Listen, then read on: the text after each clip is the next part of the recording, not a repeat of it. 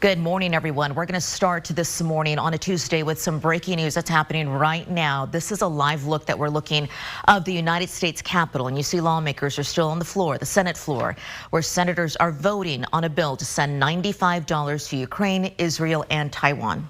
Yeah, last night senators also voted to limit debate. There was a filibuster that was in an attempt. They worked through the weekend on this $95 billion spending package, and if it passes the Senate, it'll go to the House, where the Speaker, Mike Johnson, suggested yesterday he won't bring it up for a vote because the package does not deal with border security. Here are your other Tuesday morning headlines. Flight attendants from 24 airlines will be protesting here in Austin and nationwide today. They say they want better working conditions and better pay. This is video of a United flight attendant protest in December. Today's protest is taking place at the Austin Airport red parking garage at 11 this morning. Also, the city of Austin is kicking off an effort to preserve the city's past. City officials are going to speak tonight at an event at Houston-Tillotson University. That starts at 6:30. They're celebrating the launch of the city's draft equity-based preservation plan. City's population has nearly tripled since the last historic preservation plan was developed back in 1981. A potential development opportunity at Austin's Convention Center. Austin City Council members are meeting today. It's a work session at City Hall to talk about that. City planning to close the convention center for construction after South by Southwest in 2025. It would reopen the new building before South by in 2029. As you wake up with us on this Tuesday, February the 13th, a live look outside. It is Fat Tuesday, Mardi Gras celebrations. We're looking over the downtown Austin skyline, where it's going to get maybe a little bit more active and busy tonight, but not so much this morning. Lots of people going to celebrate the last night of Carnival. There's also people planning for a special night out tomorrow for Valentine's Day, and with some major events underway right now, we have Kristen Curry here looking at the forecast. Yeah, overall, we're not seeing big time storms or washout conditions. That's the good news, but maybe not 100% dry either. Let me show you what we've got out there this morning. Live look from our rock and dirt yard camera there in Buda. It's just mainly clear skies up top and on the bottom. There's no fog issues this morning. 37 degrees though. If there's any little hiccup in the forecast, it's the fact that it's cold out there this morning. Coldest morning of the work week unfolding at the moment. 35 in Georgetown, 38 in Austin, 32 in Llano, 36 in Bastrop. It's possible we lose a couple of degrees off these temperatures as we get closer to sunrise. So some patchy spots likely to freeze, especially out in the hill country, some low-lying areas as well. These temperatures a little bit cooler than what we had yesterday, but we do rebound nicely. Dry air sitting down here at the ground means it's not going to have any problem warming up today with all the sunshine we anticipate. From those 30s and 40s this morning, we get up to about 67 today. That is pretty seasonable for us with the sunshine pretty much area-wide. Coming up, those temperatures get even better tomorrow, milder midweek, but we are tracking some late week rain. Really, even tomorrow, it's possible we see a few sprinkles on Valentine's Day, but a better chance of rain will come in the days that follow. We've got some cooler weekend weather to tell you about, too. Those afternoon highs coming down behind a strong cold front that will impact us from the north. So, a lot to discuss in the late week forecast. We'll have more details coming up in your first morning weather. You know you will, Kristen. Thank you. Austin police really need your help finding this woman and this toddler. Police say 72-year-old Gloria Moore has not been seen since around 4:30 Monday near River Place Boulevard in West Austin. She has a 2-year-old Journey Johnson, a picture there. APD is concerned because Gloria Moore has a medical condition. They were last seen in a Honda Civic with the license plate number 4722L37. A closer look at both of them on our website at KXAN.com. If you see them, please call 911. Well, you're looking at here behind us, and if you're watching on our podcast, we have this online. It is the Austin Police Department new public crime dashboard. This was created after city leaders asked for it late last year. Yeah, the goal is to keep you informed about community crime and help the police department guide policy decisions when it comes to staffing shortages, response times, and mental health calls. KXAN's Brianna Hollis shows us the crime stats that you now have at your fingertips. In a rapidly growing city like Austin, crime rises naturally. This new APD dashboard lets you see when, where, and how often various crimes occur. You can view crimes by council district, crime comparisons year over year dating back to 2020, and yearly breakdowns and definitions of some of the city's most serious crimes. These include murder, assault, sex crimes, robbery, and theft. Exciting. We're getting open data from the police department. It's a great start, but there are places where we can improve. We wanted to use this as an opportunity to find the types of crime statistics community members find the most valuable. Here's what we learned after talking to about 25 people about this on Monday afternoon.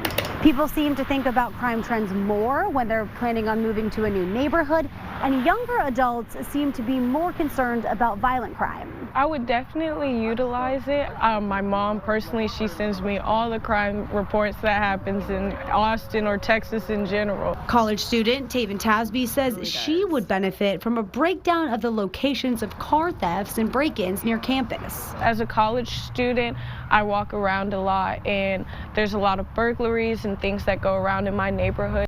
Brianna Hollis, KXAN News. Thanks, Bree. APD had already been publishing most of the data as part of the monthly Chiefs report, but the dashboard provides more detail and a more interactive model for people to use. The department plans to publish more dashboards later on this year, covering cadets in training, retirements, and separations, plus calls for service. Looking in depth here, last year, the City Council voted to ask APD to post more robust and frequent data. Councilmember Mackenzie Kelly was the lone no vote. She said while she's all for transparency, quote, the resolution, in my opinion, was very prescriptive.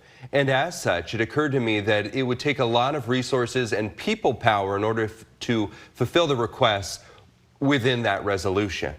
The resolution's author, Councilmember Chito Vela, told us the council did approve funding for 4 APD data positions in the last city budget. Strong words from the Biden administration about a major failure at America's top airplane maker. Plus, how detectives are piecing together clues that could lead to the deadly shooting at that Houston church over the weekend. Welcome back, everyone. There is a new phase in the construction project to replace Robb Elementary in Uvalde. A gunman killed 19 children and 2 teachers over a year and a half ago. And on Monday, the foundation overseeing that project awarded the job to a construction company. A look at the rendering shows how the school will look when it's finished. It's going to have a 2-story lobby, bright hallways. Construction's going to start next month. It's expected to take about a year and a half. Really beautiful there with that tree in the middle. The foundation still needs more than $20 million, though, to complete the school on schedule. Also this morning, investigators are looking into a possible political motive in Sunday's shooting at Joel Osteen's Houston church. They say the shooter, 36-year-old Janice Moreno, walked into the Lakewood church with her 7-year-old son. Police say that she then started firing an AR-15 rifle that had the word Palestine written on it. She was killed in a shootout with off-duty officers. Her 7-year-old son was standing right next to her and was somehow caught in the crossfire and critically wounded in the head. While the mother is still under investigation and the motive as well, police not ruling out hate crime, even terrorism. Investigators say they learned about that dispute between Moreno and her ex-husband's family members, some of whom are Jewish. We have uncovered some items. We do have some anti-Semitic writings that we have uncovered during this process. But like I said, we are 24 hours into it. It is very new. We are getting new information as the hours change. And so we are going to be delving into that more. Investigators say Moreno bought the rifle legally, but had past criminal history and mental health issues. As you get ready for Sunday's Austin Marathon, we are taking a look back at the numbers that you're going to need to beat. And a look wide, leaders in one Central Texas county say they are focused on keeping elections in 2024 honest. Good morning. You are waking up to some breaking news, and we continue to follow that live look on the Senate floor. Foreign aid bill vote for Ukraine and for Israel. Senators are voting on that $95 billion Ukraine, Israel, and Taiwan vote. Total current votes right now, we got 52 for, 19 against. Several Republicans, including John Cornyn, voting for that bill. An update coming up in just the next few minutes on what's happening there. On November 5th, voters are going to choose the next president of the United States. Officials in Hays County want to make sure that process goes as smoothly as possible. And so they have formed an election integrity task force. This is to look into any complaints of voter fraud or allegations about the election process. KXAN Sam Stark talked to county leaders and asked them why they think the initiative's needed. In just 10 months, Americans will cast their votes on who should lead the country for the next 4 years. But after the 2020 election and many unfounded claims of voter fraud and resulting investigations, leaders want to restore faith in the system. That's the purpose of Hays County's newly formed Election Integrity Task Force. We know in a presidential election that sometimes allegations are made. We want to be cognizant of the concerns that are out there, and we want to instill voter confidence in the process. If a Hays County voter has a concern, they can send an email with it and someone from the task force can look into it. We want it to go here so that people can have their questions answered expeditiously and can have a resolution to their concerns. Jennifer Doinoff says complaints from Hays County voters about election integrity are uncommon, and the few they do get very seldom lead to criminal prosecution. Professor of Political Science at Texas State University, William DeSoto, said that more election integrity task forces have emerged in recent years, both in Texas and nationwide. He said he worries that the formation of one in Hays County might lead people to becoming irrationally concerned about things like voter fraud. There isn't evidence that has been shown anywhere in the country that this is a significant issue. So that was my concern about taking this step, that it may reinforce the mistaken belief many people have that the elections are fraudulent. Doinoff thinks the task force is essential. I think it's the only way that we can combat some of the misinformation out there. In Hays County, Sam Stark, KXAN News. Going in depth here, the Texas Attorney General's Election Integrity Office website lists more than 100 different criminal offenses that investigators can charge someone with. The majority fall into a few major categories: illegal voting, mail ballot fraud, and voter assistance fraud. Okay, coming up, the Austin Marathon, just a few days away. More than 19,000 people are signed up to run on Sunday morning. There is the full marathon, the half marathon, and the KXAN Simple Health 5K. It is almost here. The event actually dates back to 1992. And KXAN traced the history of past year's winners and some of the winning times to 2000. And based on those available records, we know Mohammed Nazipov ran the fastest marathon time among male competitors back in 2001, completing the race in just 2 hours, 11 minutes and 14 seconds. It's crazy. Meanwhile, 2004's female victor Tatiana Borisova won with a time of 2 hours, 30 minutes and 39 seconds. For a full list of the fastest competitors, check out Kelsey Thompson's story at KXAN.com. So Kelsey works here at KXAN. She's one of our reporters, and she's also running in the marathon. So she's just pulling double duty. You think about training for a marathon, you're like, oh man, that would just take hours and hours every day. Well, for some, it's only 2 hours and a couple of minutes. I kid They you probably not. don't even train. They could do it on their lunch break, maybe. I would need to leave right now. Yeah. If Well, I I'm going to understand. finish by Sunday afternoon. Yeah, Like, I'm the same though. I definitely appreciate those who could go out there, because I don't even know if mentally I'm strong enough, Right. you know? Yeah, you have to prepare physically, that way. not a doubt, can't do it. Mentally, that is tough to just be able to, like, I'm going to be running straight for the next 2 hours at high speed. Let me show you what's going on with your forecast here. We're going to narrow in on that weekend forecast in just a bit, but let's get you out the door this morning, kind of talk about what we've got in the short term, because right now, mainly clear skies blanket much of the state, the exception coastal Texas. We're going to see a ton of sunshine today. Live look outside, Whittlesey Landscape Supplies camera there in Liberty Hill showing nothing but a clear sky, and the temperature is really the big story this morning because it's cold. We've got most of us flirting with freezing out there in Mason, Llano, Fredericksburg, San Saba, Lampasas included on that too. Austin not expecting expecting a freeze, that is, but it is going to be cold walking out. We're down to 38 already, 36 Bastrop, 37 in LaGrange. Dry air in place is partly why those temperatures cratered overnight. Dew points in the 30s pretty low. It's also in combination in the fact we didn't have any clouds up top, and we still have light winds in place. So all those ingredients mean a cold morning for us, but also means a quick recovery in the temperatures. We're up to the upper 60s today, a little warmer than yesterday by about 5 degrees. The south-southeast winds will continue at about 5 to 10 miles per hour. Tonight we get down to 43, still chilly, but not quite as cold as what we had last night into this morning. Not expecting any rain today. It's possible we see a couple little sprinkles get out of some cloud cover tomorrow. Same kind of thing Thursday, but Thursday night into Friday is when we actually have a better chance of more meaningful rain. So let's walk you through it. Today, we've got sunny skies from start to finish. Tomorrow, we're going to lose a lot of that sunshine. I'm expecting partly to even mostly cloudy skies. Here's that itty bitty sprinkle chance. Nothing that's going to ruin your Valentine's Day. Couple raindrops, if anything at all. No accumulating rain is anticipated. Not Wednesday and really not Thursday either. Thursday night, overnight into Friday, it's likely we're going to see some scattered showers, though. Try and work up from the south. The setup here is a disturbance, a low pressure system going to our south in combination with another storm system way up north that actually sends down a cold front late in the day Friday, more so Saturday morning. This is going to be quick.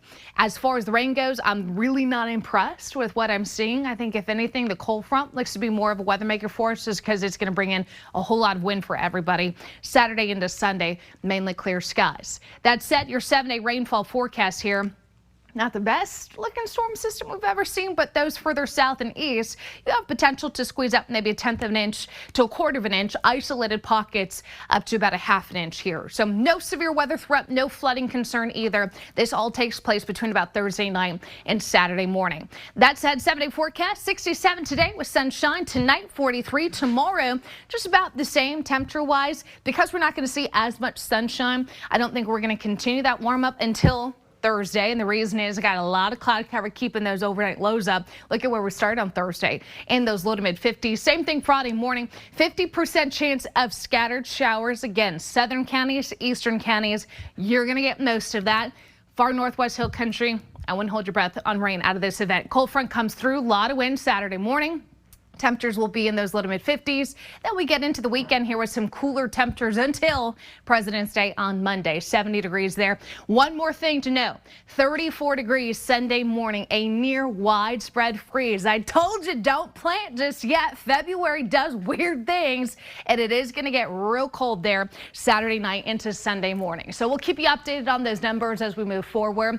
But I also want to tell you about this in case those of you who drive on SH-45 or Mopac in southwest Austin, you might actually see some smoke today and even tomorrow, but don't be alarmed. This is part of a series of controlled burns from the Austin Waters Wildland Conservation Division. Officials say this will nurture grasslands, which help improve water quality and recharge the Edwards Aquifer.